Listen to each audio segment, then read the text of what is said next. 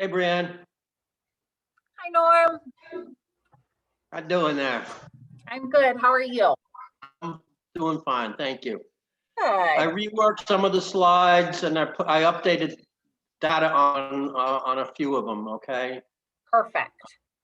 I'm going to pull up that presentation now.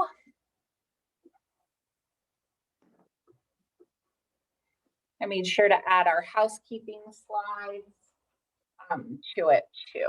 So.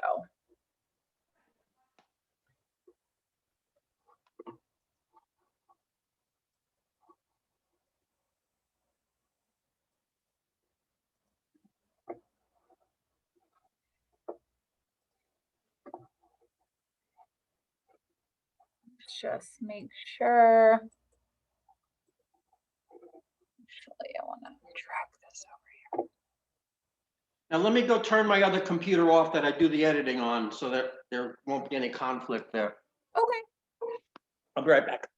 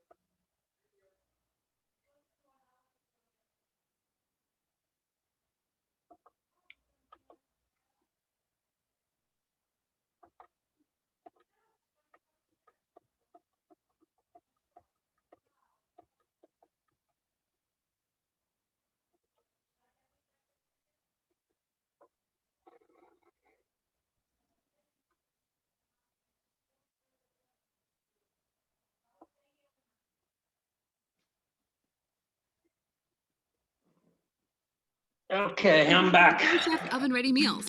Okay. I turned off my phone, so we're not going to have that as an issue. Perfect. My dog may bark in the background. If I try to lock him up in the other room, he's really going to be a problem. So he may jump up on me. No. Yep, totally fine. I'm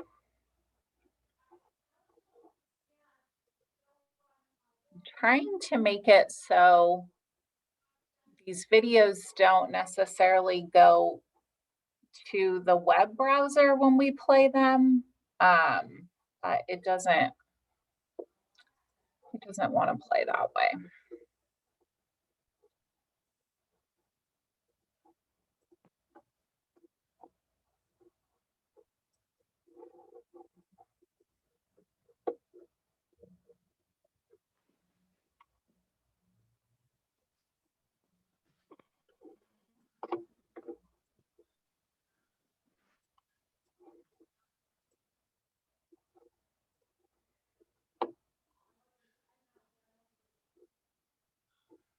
I couldn't remember, did we want to, you can see the presentation on your screen? Yes. Okay. I'm looking at me with the interfacility transfer form. Perfect. Just want to make sure everything's broadcasting the way it should.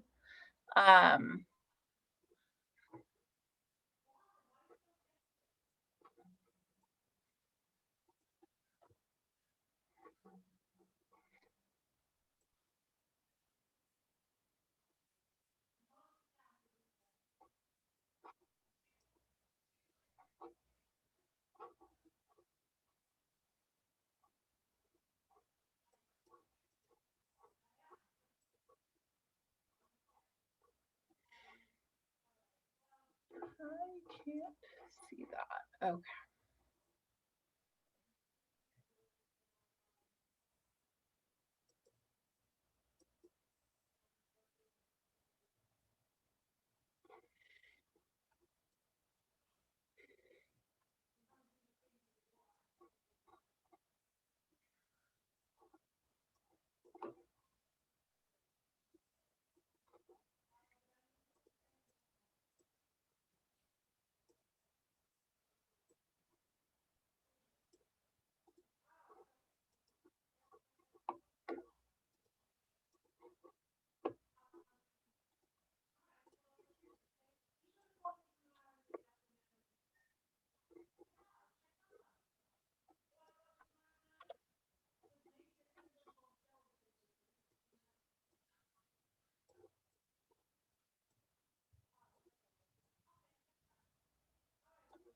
Okay, let's see.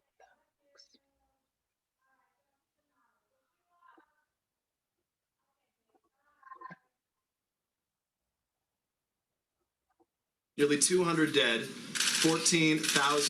Can you hear that on your end too, Norm? Yeah, Okay. loud and clear. Perfect. Yours said. Nearly 200 dead. Millions.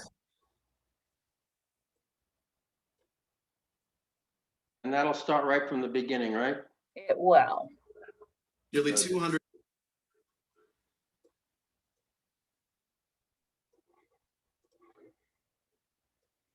Yeah, I did this all before, but for whatever reason, it didn't save, but that's okay.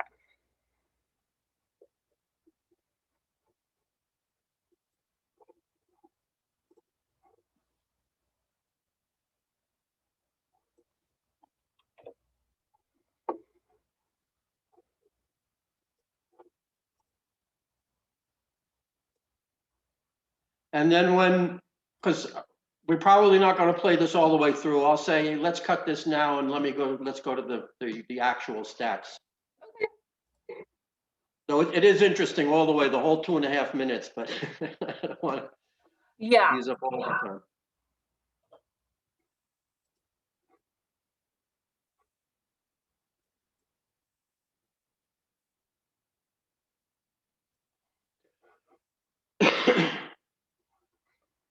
Doesn't like that link. Let's see.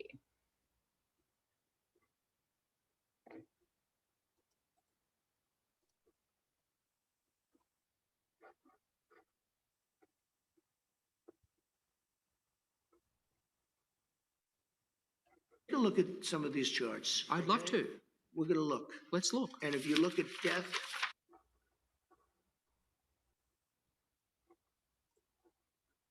And you can, on the bottom, just bring it up to the whole screen there. They got the little thing on the YouTube. Yeah, maybe so it's not gonna, so the way that I've designed it, it's gonna play just on this slide.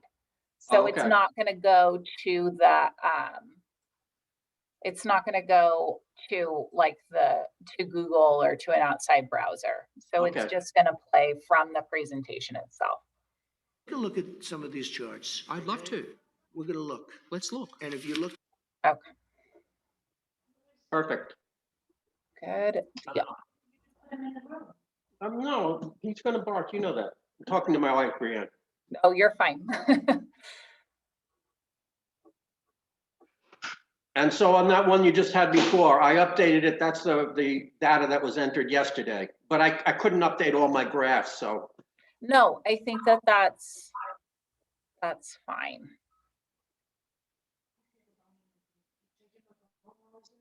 Yeah, keep them occupied. Yeah. You know what? Go back to that other slide there, the SARS-CoV-2. Up. The question. Oh, the poll. Yeah, the poll question. Where?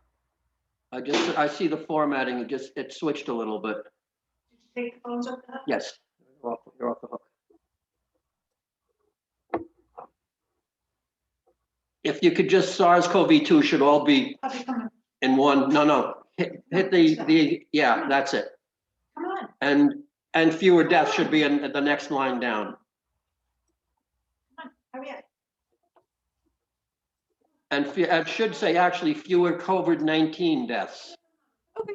Because I want to separate out the name of the virus versus the name of the disease. Get it. Okay. Yep. It's not coming in. All right, it's all right, let him be. I talked to other Bree, when he's not gonna be a problem. He jumps up on my lap, he jumps up on my lap.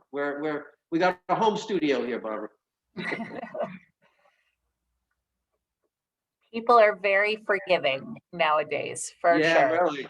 I mean, you consider some of the bloopers on The View and all of these other, TV shows that have multi-million-dollar budgets to produce and everything there. Yes, I think we're doing darn good here. absolutely.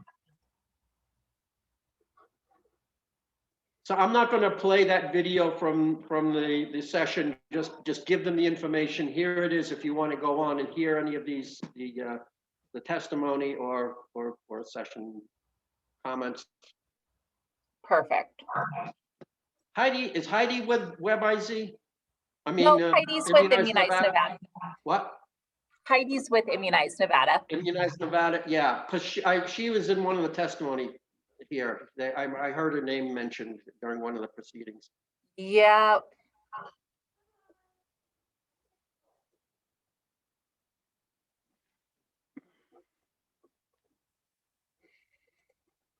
Okay. And then you're gonna kick in with questions as they come into the chat? Sure, correct? if that's your preference, absolutely. That Or is we my can preference. wait, we can wait also while I think that these poll question times kind of Yeah. serve as a nice break where we can address anything that's coming up in the chat too. Yep.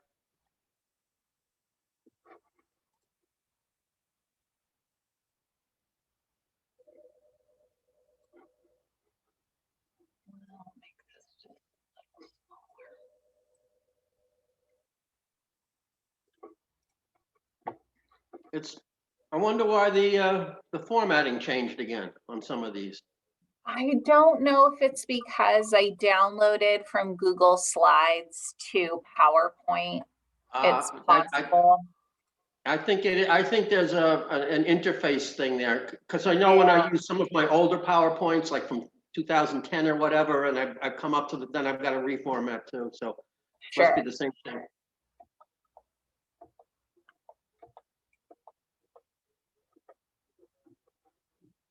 I took a couple of these slides out just to, Okay.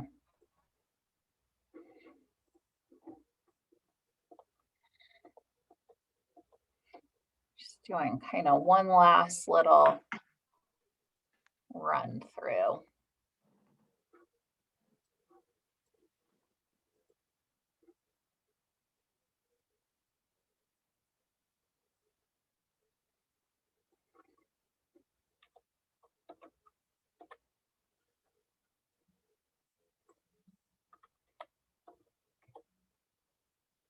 was that go up to the,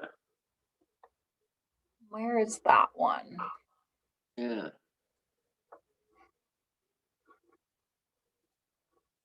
I was changing up to like 20 minutes ago, so. Okay.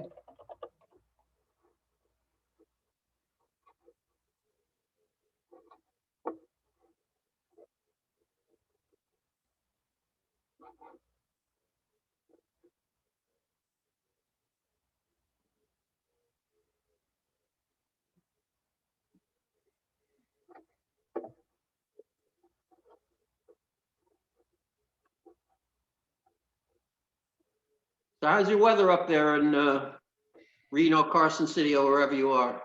In Reno, it is nice today. It is, I think it's still cool out there. We're probably in a high of in the 50s, but not, I mean, it's sunny, so it's really pretty ideal for skiers for sure. Good.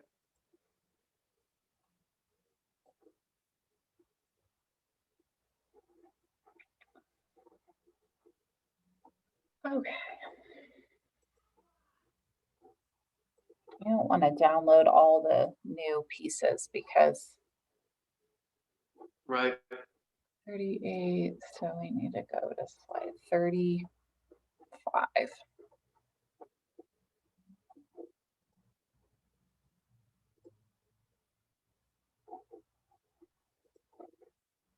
Yeah, that one you caught from, that's the new one that's in there. So this is, you must have downloaded it. It was probably, well, let's see. Let me see if I can't. Yeah, because I had to get our slides put in there and I had other meetings this morning. So let me see.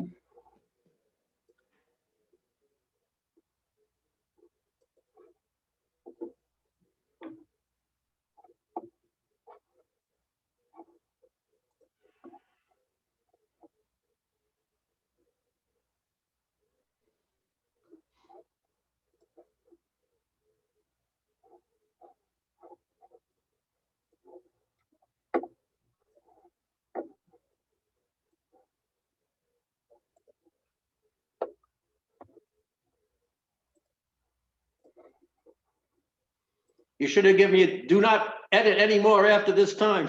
I know, right? I'm sorry. That's okay. We will figure it out. Just want to make sure we have all the video slides in where they're supposed to be. Mhm.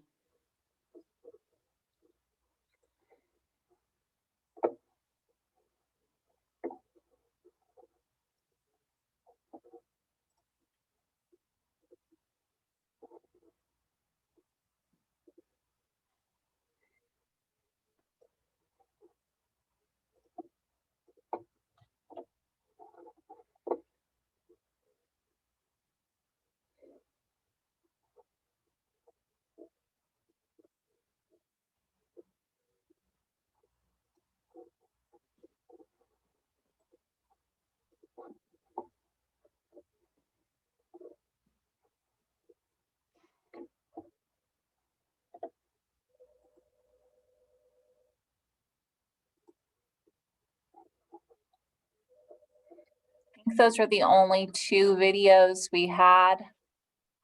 Yeah, I think that's enough. And then anybody else, I'm gonna say you can click on the hot link.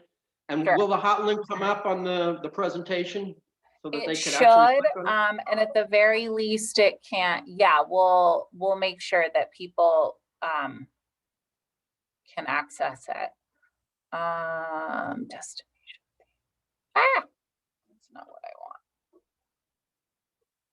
How many people are registered here? We have, I think, around 130. So typically we'll see roughly 70% of that. Those folks show up for the live presentation. So yeah, we should see, I would imagine roughly 80 or 90 as part of today's live presentation. Okay. Okay, so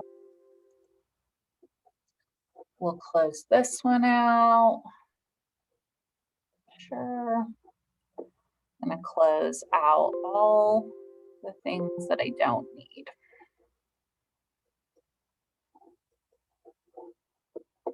Yeah, you don't want pictures of your vacation or whatever coming up, you know? Yeah, right. Okay, I'm gonna close this out, save that.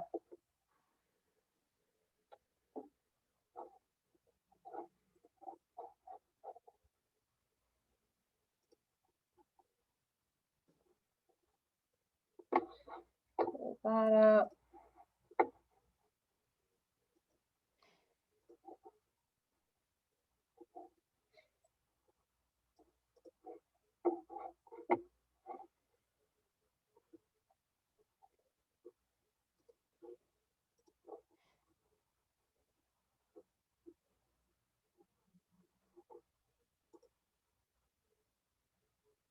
Now, you're not connected with the state at all. Where do you get your funding from?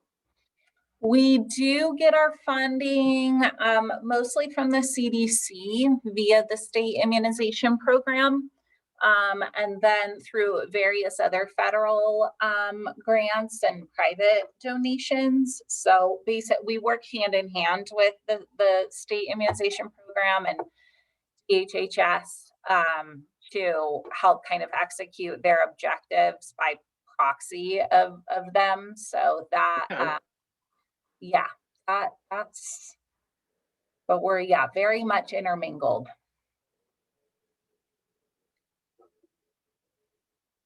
Okay, we've shared sound, we've optimized for the video clips.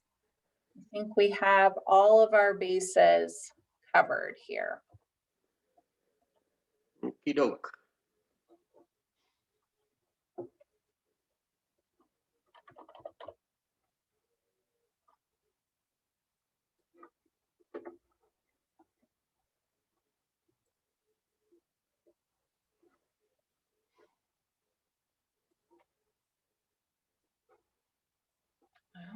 Okay.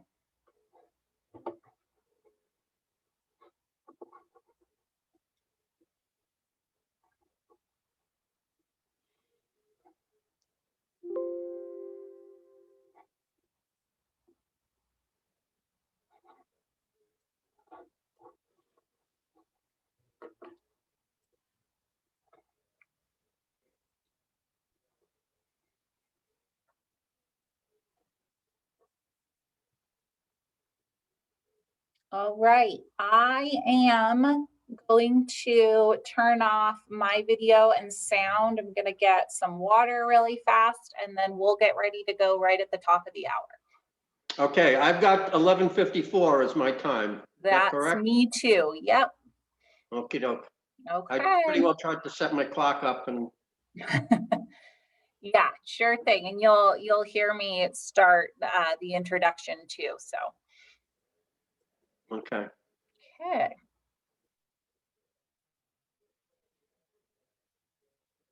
And we're gonna go through real quick at times to some of the slides. We're just gonna go click, click, because we're not gonna spend a lot of time on them. I just want them up there to get them documented, and then anybody can look at them on the replay. Sure. Stop it if they want to examine any of the slides, and I'll make that announcement. Okay, go get your water or whatever, Brianne. I'm gonna do the same thing there. I'll see you in about 5 or 4. All right, thanks, Norm.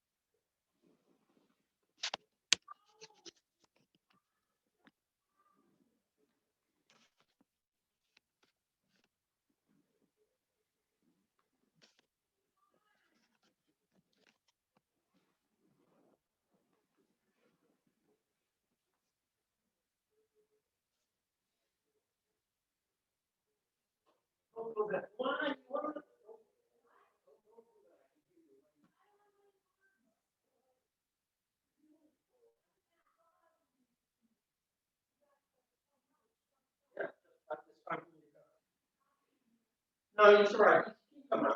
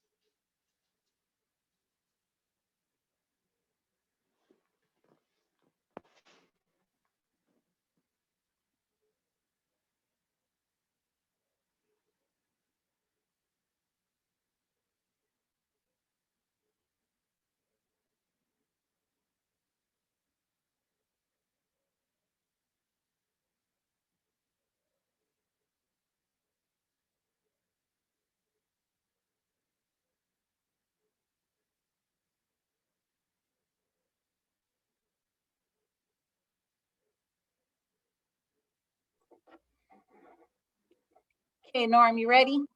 I'm here. Okay, I'm gonna go ahead and start broadcasting. All righty.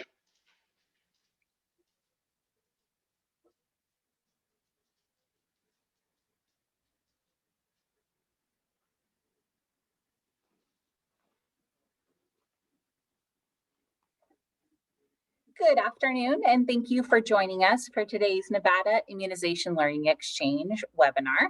This is Brianne Van Dyne, the Education Manager for Immunize Nevada, and I will be today's moderator.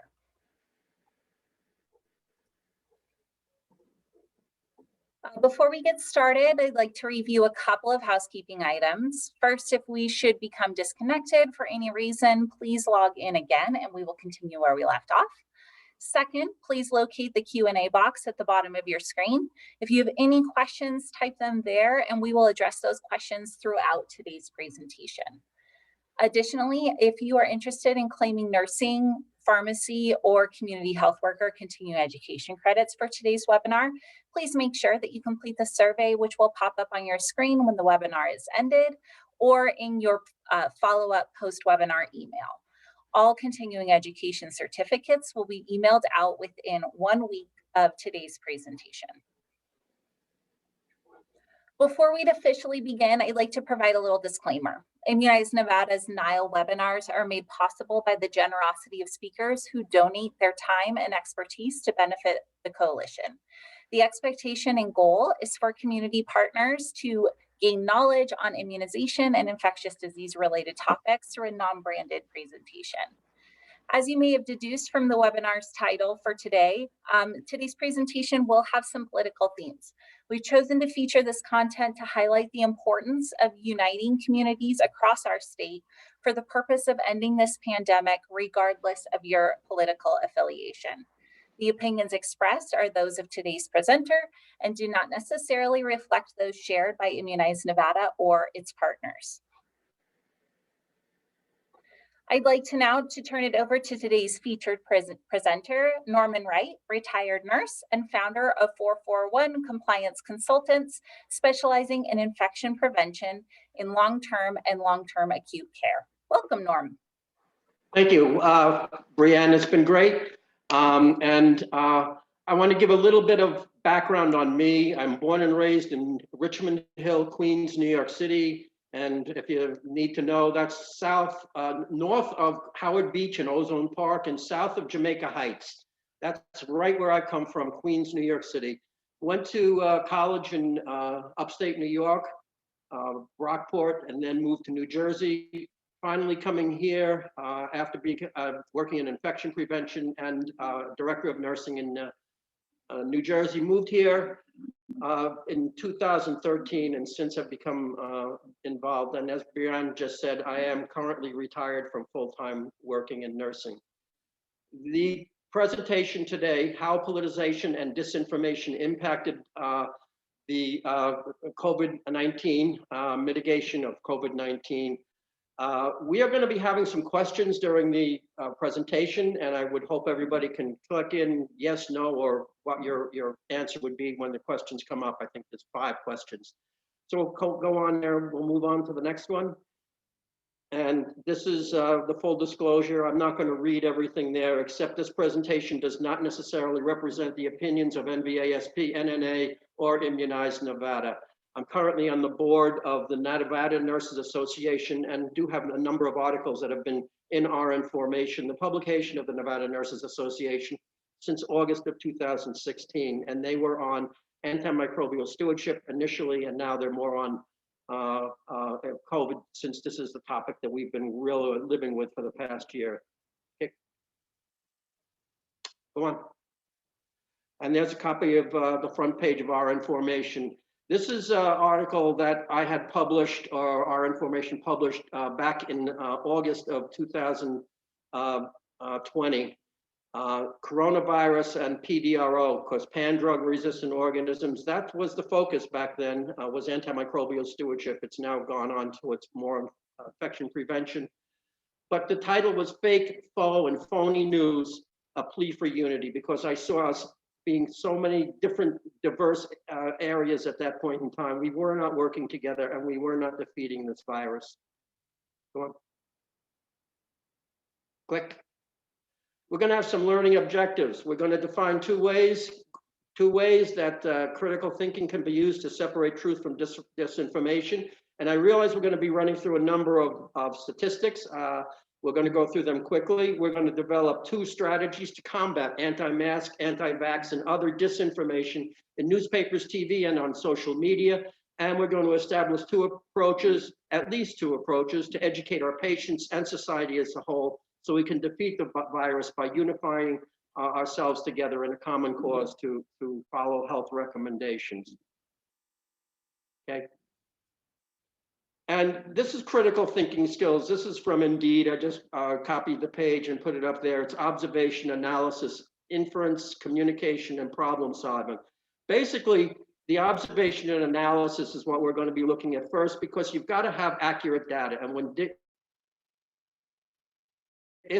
disinformation comes, we need to figure out what is accurate and what is true. So we're going to move on here, and I want you to put on your critical thinking hats as we go through these slides here.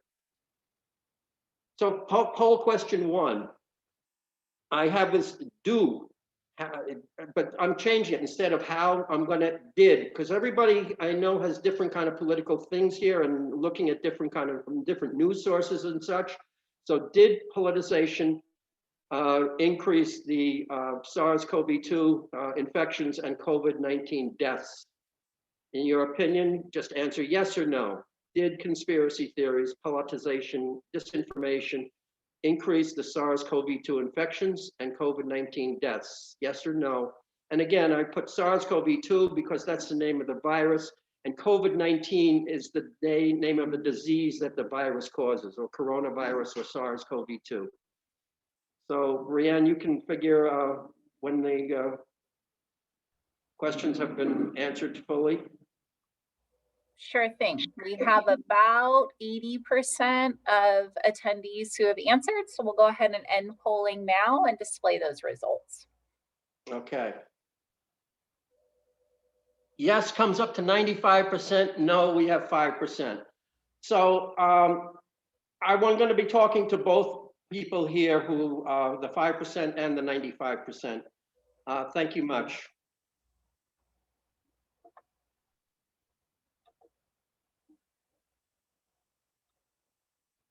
So here are 2 news headlines from January of 2021. One is from President Trump, former President Trump, as coronavirus deaths toll surpassed 350,000. That's where it was on January 3rd. Trump calls the US count far exaggerated. And then you've got another one from January 28th, and that's really making news, what's happening to Como and the underreporting of nursing homes in COVID deaths by up to 50%, according to the New York Attorney General.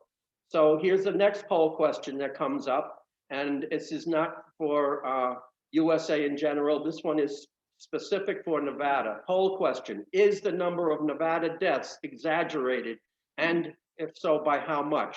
No, they're not exaggerated, or they're underreported. Yes, they are exaggerated by 10 to 25%. Yes, they're exaggerated by 25 to 50%, or yes, they're exaggerated by 50% or more. So while you're answering that poll question, do we have any comments or any concerns or questions from our listeners out there, the audience? Norm, I'm not seeing any questions in the Q&A box now. This is just a reminder to attendees, if you do have questions at any point during today's presentation, to please enter those in the Q&A box, and then we'll be answering those as we wait for you folks to complete these polls. Thanks so much. Yeah, and I really want to remind everybody, I want to have a dialogue here, because we want to do some brainstorming as to how to resolve this pandemic that we're having. So how much more time do we need on this one here, Brianne? We have about 75% of attendees who have answered, so I'll go ahead and end polling now, and then we'll share those results. So we have their accurate or underreported 83%. We have exaggerated 9% by 10% by 25 to 50%, 7% of us, and nobody says they were exaggerated by 50% or more. So we really have a consensus here. Most people who are in the audience feels that the numbers in Nevada are accurate, and I really want to focus on that. Moving on. We're going to have a little bit of a timeline here, and the first time that any of us really, people were here, the professionals knew about it but before, and it was in the newspapers all about about COVID-19, and it was named in February. But the real time it was hit to most of us when the NBA suspended their season on March 11th. And then on March 17th, we had a lockdown. And I remember I'm sitting in a movie theater, and all of a sudden the announcement comes over: as soon as the movie is over, this will be the last movie at the Regal movie theater. And that was a timeline. It was sort of like men landing on the moon. It was a moment in time that we remembered. Click on. Move on, Brianne. Okay. So on March 17th, Trump was saying that a coronavirus, where it's a war with an invisible enemy. I'm not going to read everything that he wrote there, but I really have issue with him continually calling it an invisible enemy, calling it Kung Flu and all that other kind of stuff. And if you look at just at the words of the invisible enemy, it seems it's a spirit. You can't see it. There's no way to fight it. It's a microscopic enemy. It's all we need are the proper tools, the microscopes, electron microscopes, to be able to see it. So with that understanding, we are fighting a microscopic, not an invisible enemy. So, but Trump did say, if we do this right, our country and the world will be over this very, very quickly. That was on March 17th. A lot happened right after the shutdown. Click on. Next slide. The CARES Act. Senator McConnell, Alexander, Grassley, Rubio, and Wicker, and others did Senate Bill 3548. That was the Payroll Protection Plan, or the CARES Act, PPP. Then originally the PPP went to June 30th, but then it was extended to August 8th. And this first week in August is a very important date and time when we're going to be looking at the timeline for the COVID-19 deaths and the SARS-CoV-2 infections occurring. I want to say also there are hot links connected to it. So you'll see where it says HTTPS Congress Gov Bill.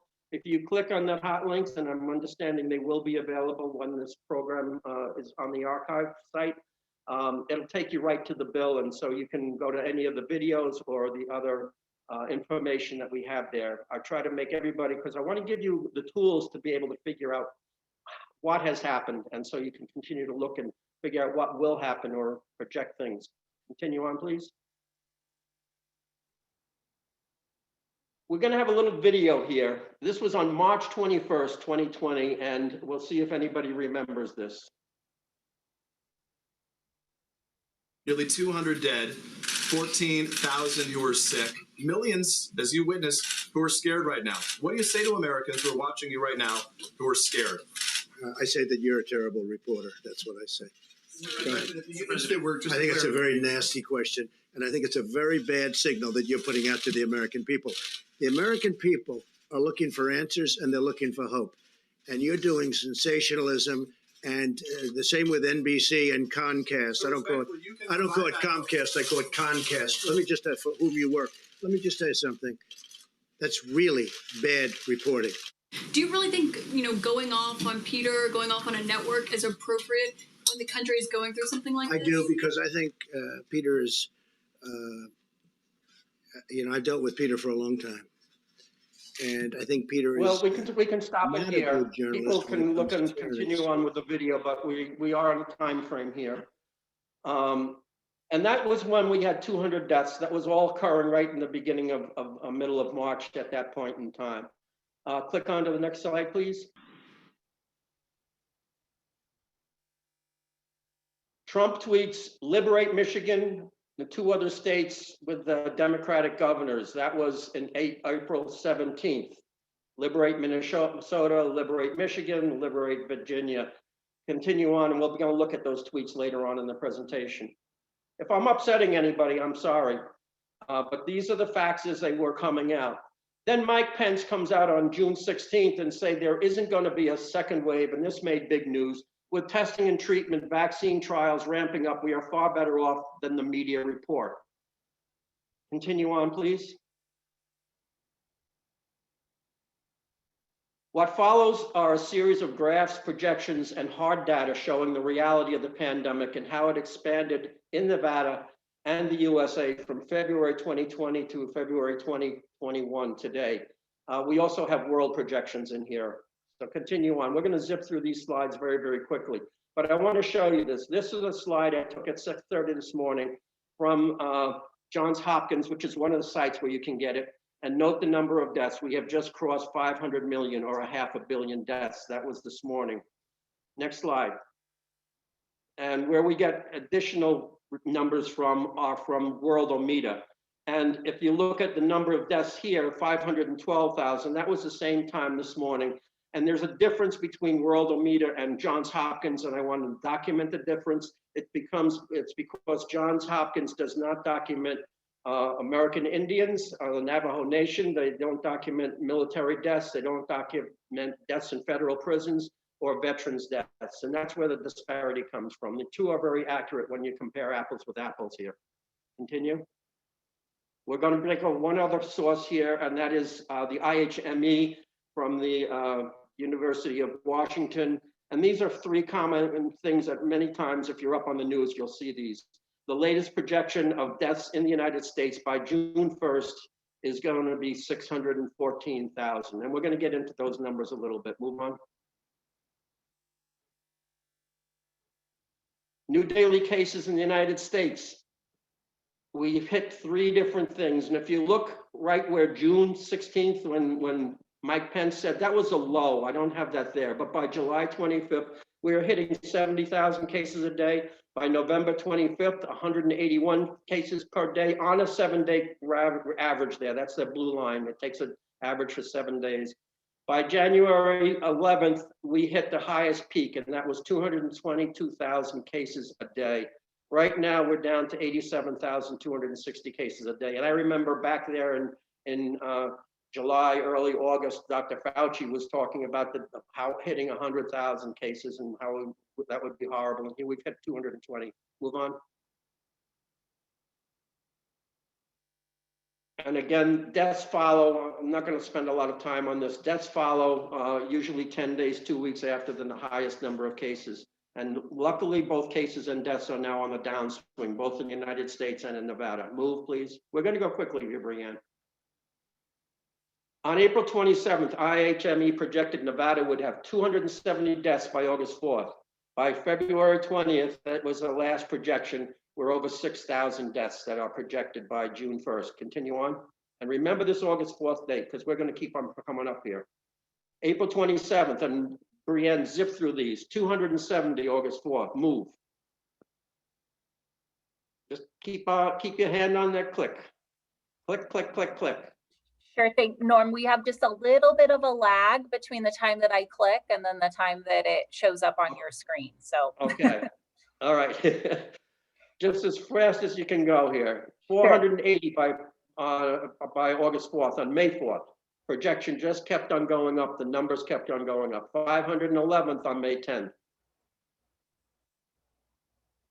On June 6th, the projected was 604. The actual, the August 4th date, there was over 862 deaths. Now, if you notice, there's the line over as it screens, it's going to change. There's an upper red line. No, the next slide. That was good. Move on. There's an upper red line and a lower green line. The upper red line is if people don't follow proper masking precautions and social distancing, the trend is going to keep on going up. And if people would follow masking and proper social distancing, the line would have been projected to flatten out. Unfortunately, it never flattened out. We'll get into that in a little bit later. Continue, please. July 7th, we're up to 1,304, but now note the date is extended from August 4th to November 1st. Continuing, again, the green line, if the deaths are fewer. July 30th, deaths projected 2,600 by November 1st. Continue, move. And here on September 3rd, 4,400 deaths projected by January 1st. If we were doing what we were doing, and the projection totally, if nothing was being done, was 9,200. And the lower number of deaths was 2,700. The actual number of deaths in Nevada, according to Worldometers and Johns Hopkins, was 3,125. Continue. And each of these has a family and all. The numbers are astronomical. And again, so far, the projection, the latest projection is Nevada is going to have over 6,000 deaths by June 1st, 2021. Move on. Again, you can go on, if you hit the hot links on these things, you can go on. We learned on September 10th, Bob Woodward released some tapes there that Trump had said he deliberately downplayed it because he didn't want to create a panic. There's a video there. We're not going to play that right now. But the video also, if you look at there, it says start at 2 minutes and 31 seconds, end at 4:40. It goes into a whole thing of testing. And what Trump said continually, if you test more, you're going to have more cases, which is not true necessarily. Continue on. Poll question 3. In your opinion, did downplaying the SARS-CoV-2 virus concerns increase the number of infections and deaths? Was it good to downplay it, or should we have been given honest, open truth as to what was happening? Especially we know that the truth was known back there in February, and even in September we were continuing to downplay it. So we'll let people answer the questions. Brienne, do we have any comments in the chat box at this point?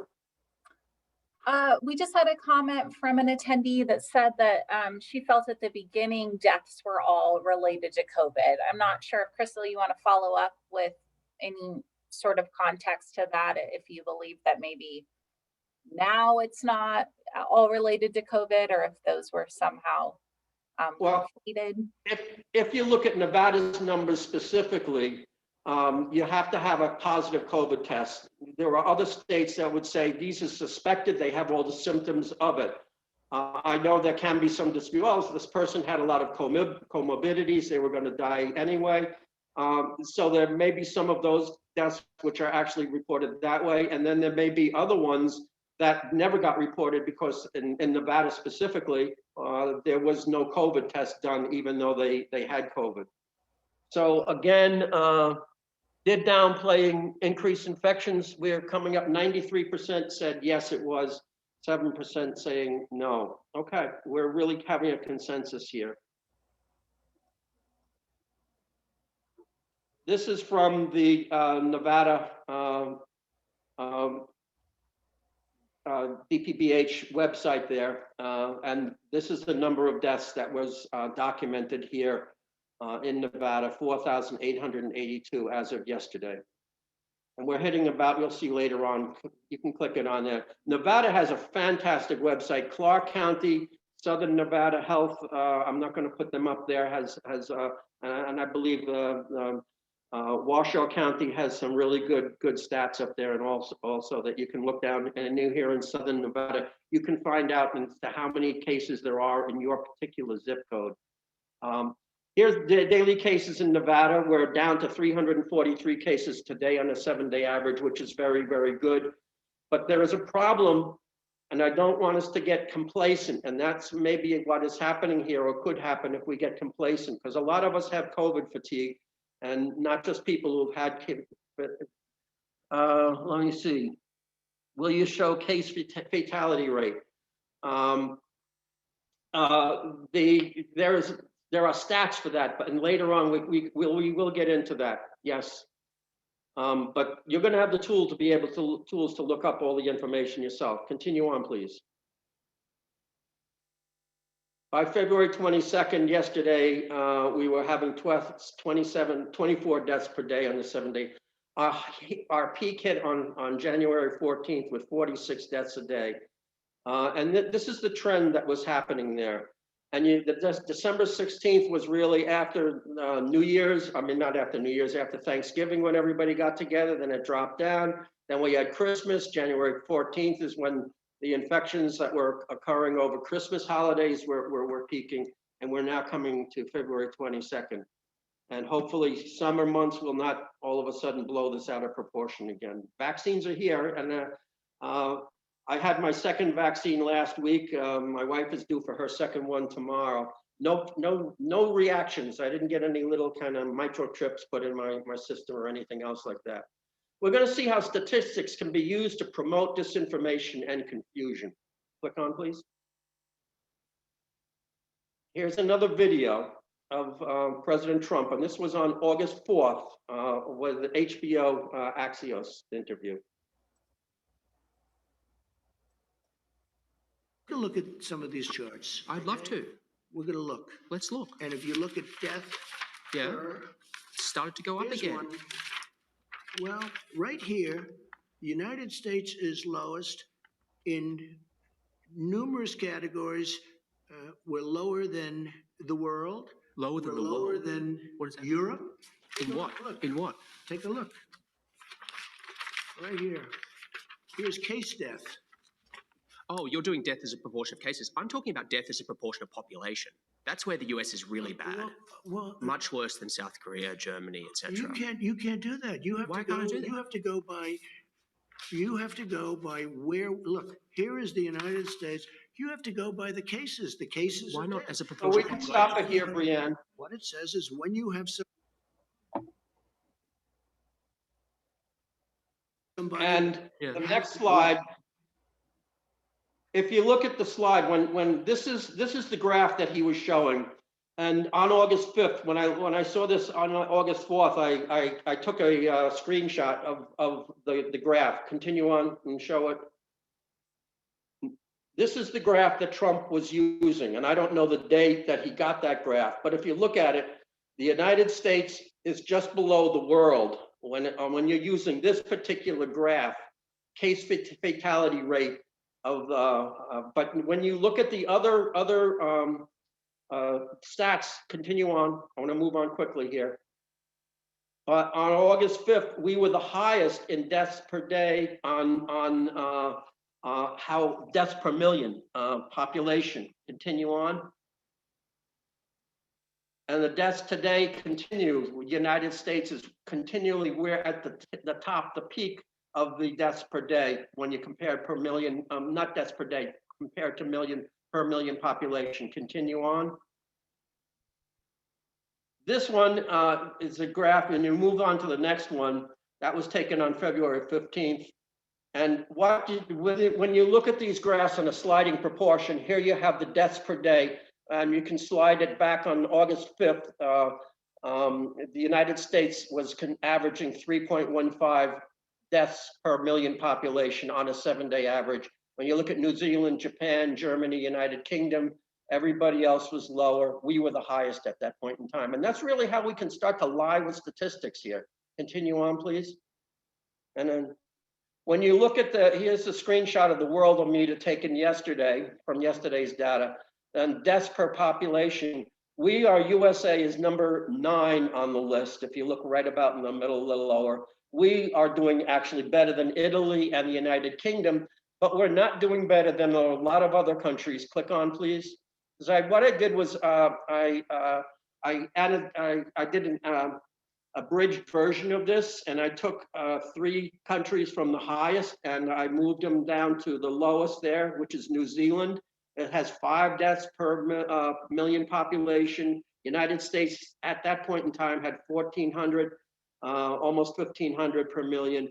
We're going to Australia, and we're going to look at Japan, which they had an average of 55 deaths per day. Continue on. We're going to move quickly here. And the graph, USA was worse. This is where we are today. Highest number of deaths per million population, except for England and Italy. Continue. Get a little tongue-tied here, everybody. Tests per million. Japan had very few tests per million. USA has a lot of tests per million. And we're almost at actually, we're right under England at for the tests per million. And it doesn't mean the number of tests you're averaging out for the population. If you look at the stats up there on the top, you have the population of the different nations in the world. Continue. Cases in Australia, they had a peak in August, and they've been flat ever since. Continue on. Deaths in Australia, continue on. Brianne, just go as quickly as you can through these here. You have here Japan, and don't slow this one up because I do want to show there was a big spike that happened, and that was right after Japan celebrated New Year's. Apparently in Japan, they have a 3-day celebration, everybody gets together. One of the things when you're talking about Japan, why were their rates lower? And we're going to go into this a little bit later, because they're a culture that was wearing masks. I was in Japan with my wife about 10 years ago, and it was amazing how people were wearing masks, just wearing masks. So it was nothing, they didn't have any no mask Nevada situations out there. Move on, please. All right, the deaths in Japan, again, they're going down. Peak. They were, and I want to be honest with this here. Here's New Zealand deaths as of going into the end of February. And we had my wife and I had a trip planned to New Zealand. We were scheduled to go there on March 21st, and it got canceled because New Zealand shut themselves down.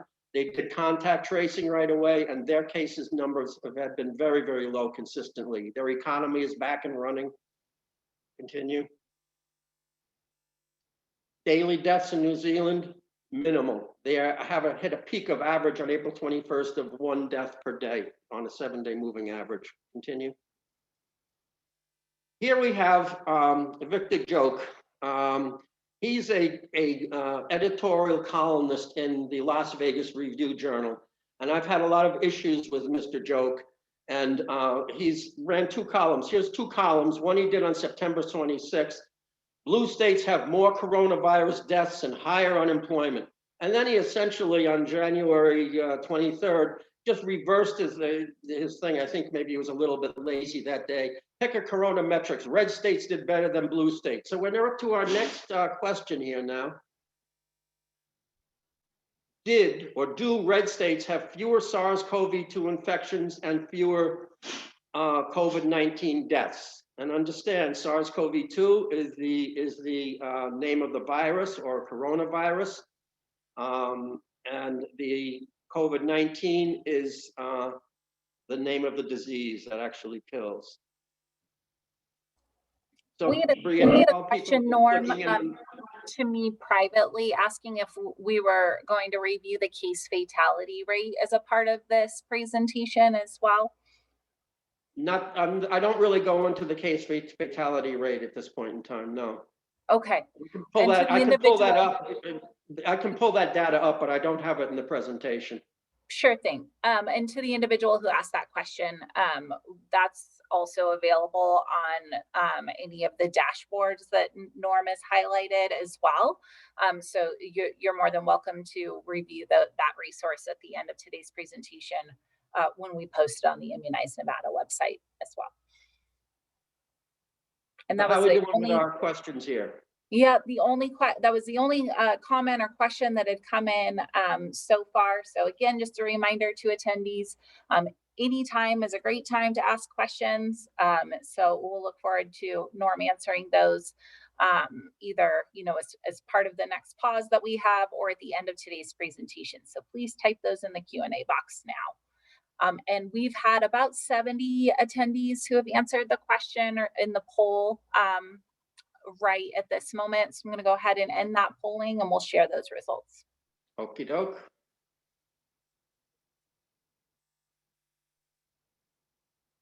Yes, 12%, no, 88%. So basically, most people are saying that it's pretty much even between the red and blue states. That's what I'm understanding. If that I'm getting the wrong thing of this poll, but let's go into look at the actual data. And here's another way that you can lie with using statistics. If you look at the Worldometer here, you know what? This is Worldometer. I need to have the. Oh, I'm sorry. We're New Jersey. Here we go. All right.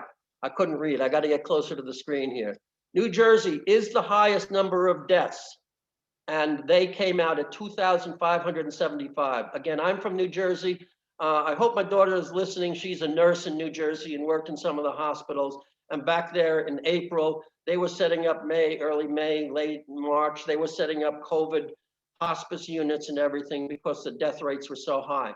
But when you go down here, South Dakota, Louisiana, Alabama, North Dakota, Arkansas, and we're going to go through some of the red states and why red states had a problem, not in the beginning, but have a problem now or had a problem in January. Move on, please. Again, you can click on Worldometer and you can look at all these and move any of the, you can get all of this data to yourself here. All right, in New Jersey, if you look at the number of cases that happened, August 9th was their highest number of cases until January 5th when they had a 6,000, almost double or about 2/3 of 6,000 versus 3,000, almost 4,000 there. So you can see the case numbers went up. So let's look at the deaths in New Jersey. Here's where the deaths happened because it was a novel virus. We didn't know how to treat it. I've been on a lot of the webinars that Project Echo has had. I ran a similar, a shorter version of this on Project Echo thing back in April. We've been going through and figuring out how to care for and treat people, put them prone, giving them the different kind of medications and such. So the number of deaths actually is much decreased now compared to the number of cases. Continue on. And here we got the number of cases in Utah. Again, we're going to go quickly.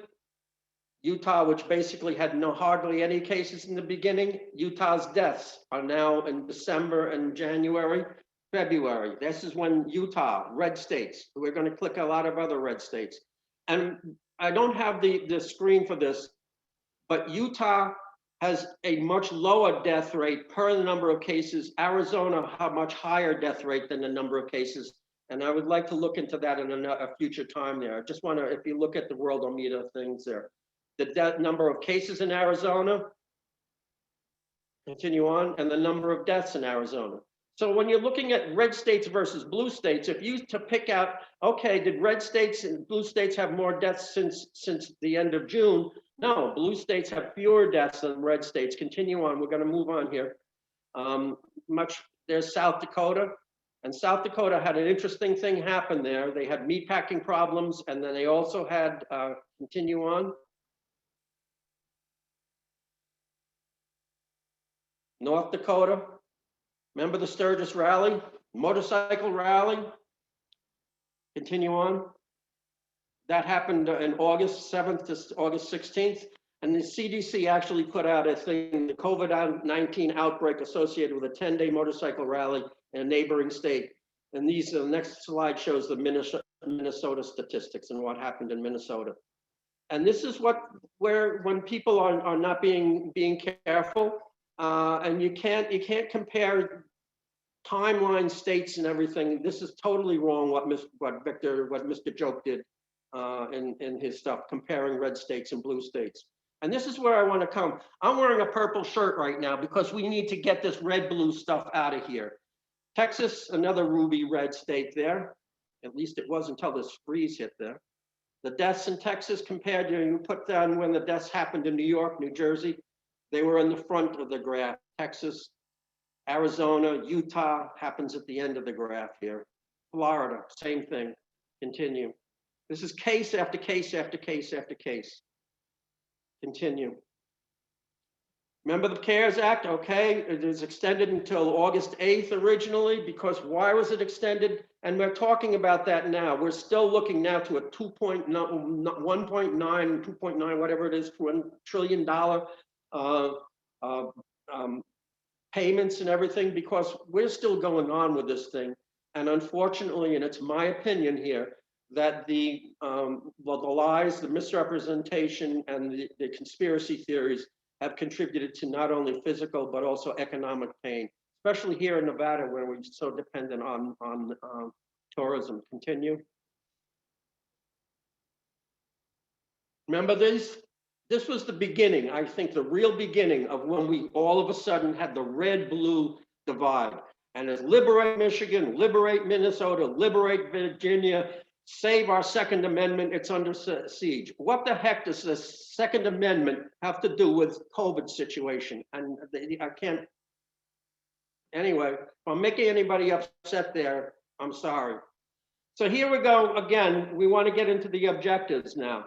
Victor Jokes, the coronavirus cases, and he continually had other columns out there. Move on. What I've done, and this is what everybody needs to do. Again, we're going to develop 2 strategies to combat the anti-mask, anti-vax, and other disinformation in TV, newspapers, and on social media. I want you to be thinking about that. We want to establish 2 approaches to educate our patients and society as a whole, so we can defeat the virus. We need to unify together. Continue. I write letters, and the Review Journal is tired of my letters. And I want to say 2 things. The Review Journal has a very, very good news section. They are really accurate with their figures and their stats and everything. It's their opinion pages that are really where they're way off the whack, off the mark, and I'm not going to read the letter. You can read that here. But basically, Victor Joke was talking about myths, 3 myths and false narratives. And he said, oh, it's not Mr. Trump's fault. And I said, no, it's not Mr. Trump's fault. It's us as a society that has to work together as a unified company of people to defeat the virus. And us being against each other is not. Move on, because I got another letter published. Actually, there were 3 letters I had published. This is what I'm saying. One way you can do it. When you see something that doesn't look right, when you see something that's out there, spend 20 minutes of time, write a letter and shoot it in there. Because if they're only getting letters from one source or one group of people, and I tell you, these anti-vax people, we're going to get to them. They are determined, and they get out there and they write and they testify and all. Continue on. I'm not going to read the whole letter. You can look at it later on. And do you remember this slide from before? Nevada's projected deaths was 1,304. And the problem is, if people started to wear masks back there in the summertime, we would have probably been much lower, and not probably, we would have been much lower in the number of deaths had we done proper public health standards, social distancing, washing hands, wearing masks, had we been unified. However, next slide. In Nevada, we had my body, my choice. We will not comply. No mask Nevada. And it's very appropriate for the Review Journal to put this in when 200 people get together in protest. It's making news, so I have no problem with this. But these are what was happening there. This no mask Nevada. People were in the middle of a presidential election there. Things got even politicized more than what they should have been. Continue on, please. Remember hydroxychloroquine and that whole thing? And that was another one that Victor Joke was talking. Oh, Dr. Fauci, one of his columns even said, now, Dr. Fauci never said that. I wrote a letter. That one didn't get published. But then Dr. Stella Emanuel comes out there in the summertime and says it's a cure. And she got slammed by the Texas Board of Medical Examiners. They never did take her license away. She agreed to stop saying that this is a cure, because it wasn't a cure. And this is one of the problems. There was all these fake cures and it's going to go away and it's going to just disappear and some magic. It's going to be gone by April. Don't worry about it. We have our conspiracy theorist here in Nevada, and it is Dr. Judy Malkovich. And again, I took this from the Review Journal on August 4th. She's one of the ones behind, oh, Dr. Fauci is the one, he created the virus and caused it to spread in Wuhan, China, to make his millions of dollars for vaccination and or something. And Dr. Fauci doesn't need the money. For anybody who doesn't know it, he's the highest paid federal employee. He's paid more than the president of the United States. Continue on. He makes about $440,000 a year. And here are these Trumps, August 3rd, red versus blue, with the exception of New York and a few other locations. And then go on to the end. The fake news is working overtime to make the USA and me look as bad as possible. When this virus was raging here, we are put there. My opinion, again, it's not red versus blue, and that's why I'm wearing a purple shirt. And I recognize some people are so into their positions of us against them. We need to stop this. We have to find a way to work together and have a common message with this. And we need to teach our patients, our relatives, friends, family members, and get them all on board with this. Continue on, please. And then we come to the anti-vax movement, which relies on false science, conspiracy theories, and disinformation to promote their cause. Hey, Bernadette. Hey, Bernie, how you doing? Bernie is with me from the Nevada Nurses Association. If there's any nurses out there who don't belong to NNA, please, we need you to join our organization. It's a great organization. Anyway, this was an anti-vax movement. They shut down, actually you can go to the next slide here. They shut down a mass vaccination site that was going on in Dodger Stadium. Save your soul, turn back now. They have all these cartoon type characters and everything. Next one here. And I pulled these up from the web. And if you look in that lower left-hand corner there, those three nurses with their masks on standing up to this crowd of conspiracy theorists and this COVID is a scam and end the lockdown and no vaccines. This is what, in my opinion, we need to do. We need to be as strong as those three nurses and stand up against the crowd, even if they're yelling and screaming in our faces. Continue, next slide, more of it. More of this stuff there. This is all over the internet if you go searching for it. Continue. Now, back in December, January, and February of 2020, that was before we ever really heard anything about SARS-CoV-2 coronavirus or COVID-19. I was testifying before the committee, the healthcare committee from the legislature, and they run it here and up there in Carson City. I was testifying on antimicrobial stewardship and the need to make proper communication between healthcare facilities when somebody is being transferred. And you can go, again, all of these videos, you can go and look at the videos from the state of Nevada. They're all videotaped, you can go through. And the anti-vaxxers, there was an hour plus. I mean, it was one after another of these stories, endless conspiracy theories talking about Nazis and anti-vaxxers, or people who were sort of promoting vaccinations were evil, and it was unbelievable, along with some personal stories. Or my brother or my son had a reaction to a vaccine. So there's an issue here. I understand that. But when we're dealing specifically with, we need to focus on now and not on a vaccine that was done in research back in the 1930s or 1860s. Continue on. This is a great, for anybody who's an anti-vaxxer and has been, I should say anybody who has been the target of anti-vaxxers. Shots heard. It's shots heard round the world.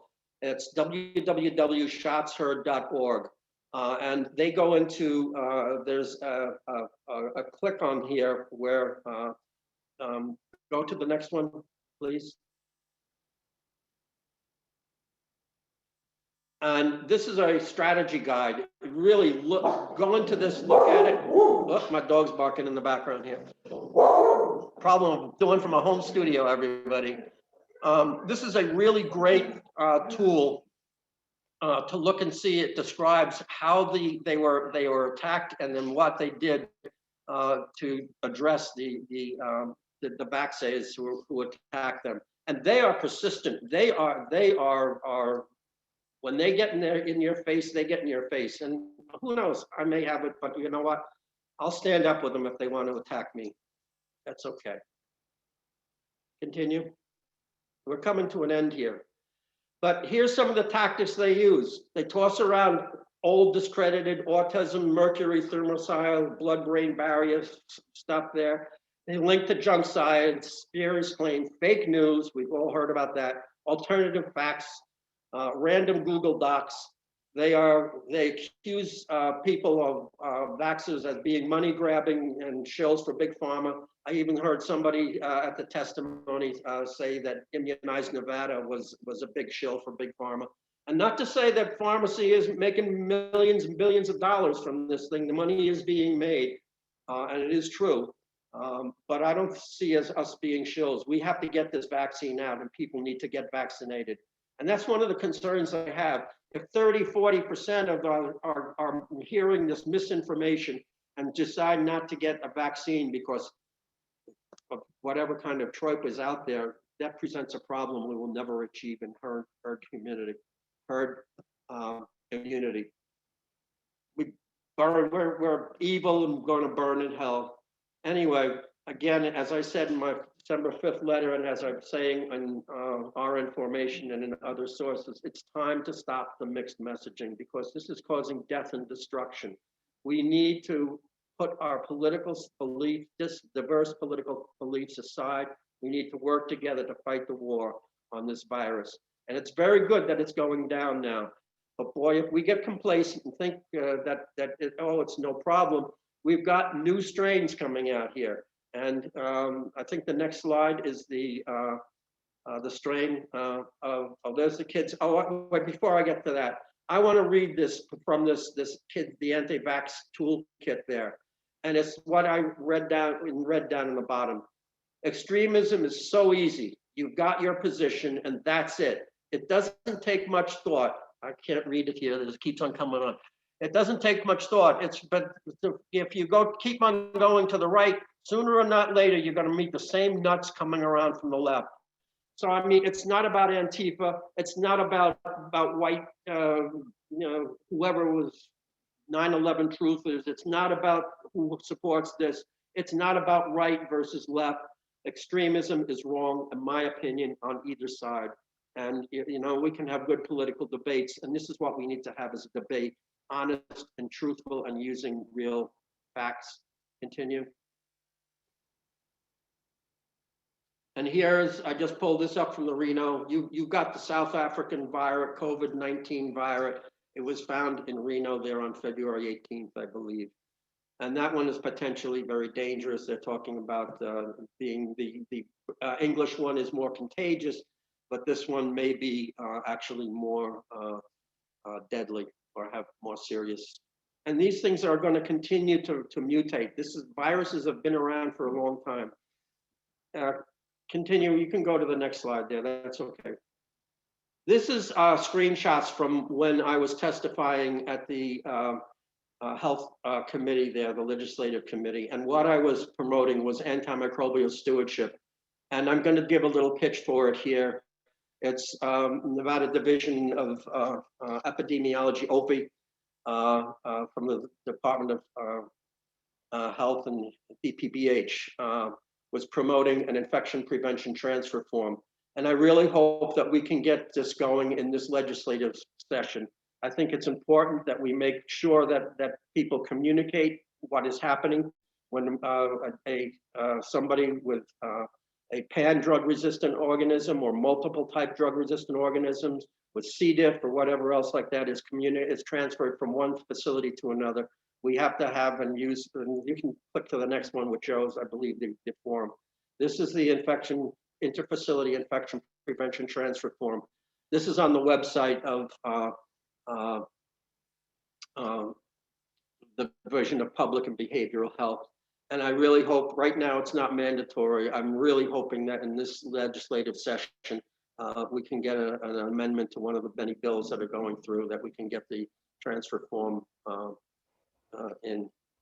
So it's 12:54. I think I'm coming to the end of my presentation, and I appreciate any comments and as to ways we can work together and make sure that we are following, teaching our patients, teaching our families, teaching society as a whole what we have to do to combat this virus. Thank you. Thank you so much, Norm. Before we say goodbye, we'd like to offer a little more time for last minute questions. I know that Bernadette, you have your hand raised. We'll address that in just a moment. I'll unmute you, and then a couple of the questions that we have in Q&A as well. And while we're waiting for those additional questions to be typed in, I just wanted to provide a couple of reminders. If you have requested continuing education credits for today's webinar, please make sure you complete the survey, which will pop up on your screen when the webinar is ended.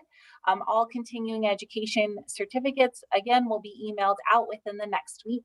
We like to allow for 1 full week for attendees to complete that survey. So if you do not get your continuing education credit certificate here within the next day or so, you'll know why. In addition to completing the post-event survey as part of today's live activity, if you'd like to review or share this webinar, the recording will be available on Immunize Nevada's website, along with information for future webinars. Please visit immunizernevada.org/NILE-webinars for those details. So I'll go ahead. I know that. Well, I saw one question come in there, and it came up. I thought this was supposed to be a how politicization and conspiracy theories. I thought I made the case that you're using false data information like Victor Joke does there in his columns. It creates confusion. You've got these no mask Nevadas in there. You have now the conspiracy theories of the anti-vaxxers that are out there that may well have a problem with people becoming immunized. You've got Dr. Judy Malkovich out there saying that Dr. Fauci has created the virus and spread it in Wuhan. And I ran this by. I was just talking to a nurse I knew from back in New Jersey, and now she lives in rural Pennsylvania. She says there are people out there that believe this stuff, and that's how the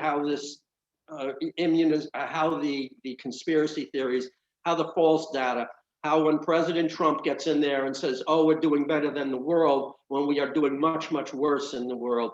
It's giving ourselves a false sense of security. Liberate politicization, liberate Virginia, liberate Minnesota, liberate all these democratic states, us against them. This is where it needs to stop. The politicization, in my opinion, needs to stop. And I thought I made a case as to how it was there. If somebody feels I didn't, I'll be happy to answer any questions in the future. You can email me, info@f441.com is my email. Again, info@f441.com. If you have any questions or comments, I'll try to give you, lead on to where you can get data directly. Perfect. Questions for Peter? So the next question we have here, Norm, do you think contact tracing would have helped here in Nevada? I know we have contact tracing effort, but maybe additional contact tracing, if that would have helped mitigate the virus as well? Yes. It was a problem here in Nevada. It was a problem in the United States. We really needed to have and should have had good contact tracing right in the beginning. That's what they did in Japan. That's what they did in North Korea, which are not North Korea, please, South Korea. And that's what they did in New Zealand was contact tracing. We had our efforts at contact tracing were not up to par, in my opinion.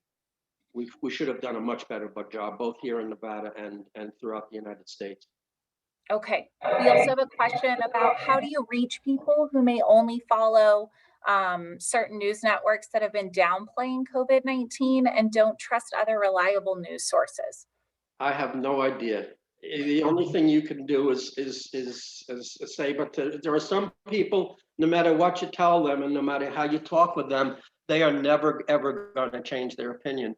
And sometimes, you know, we don't want to be out there talking to somebody like a wall. If somebody is in that way and they're so firm in their position, I don't even waste my time. You need to go to the approach the people who are approachable and who aren't so far to the left or to the right that they're in the same beliefs or false belief system. You won't go on Facebook, answer somebody's comments, you know, talk with them, but don't get into a fight with somebody. And unfortunately, in Nevada, we were having people in fights when put on a mask. No. So what Carolina is for an elder with very weak immune system and a low white count, what was that?